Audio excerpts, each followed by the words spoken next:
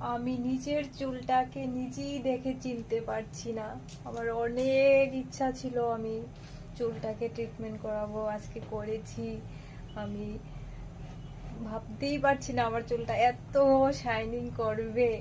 আর দিদি আমাকে করে দিয়েছে, আমার অনেক ভালো লেগেছে। দিদি অনেক যত্ন সহকারে করে দিয়েছে আমার চুলগুলো। আমার ধরতে অনেক ইচ্ছা করছে, অনেক ভালো লাগছে। দিদিকে অনেক ধন্যবাদ আমাকে এত সুন্দর একটা লুক দেওয়ার জন্যে।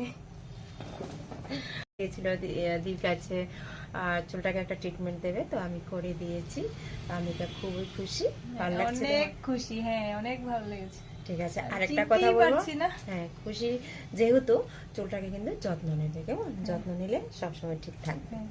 তো ঠিক আছে, আম্বিকাকে অসংখ্য ধন্যবাদ আমার পার্লারে আসার জন্য। আর আমার পার্লারটা নাগরতলা ফায়ার সার্ভিস নিয়ার বাই ফলের অফিসের পাশে।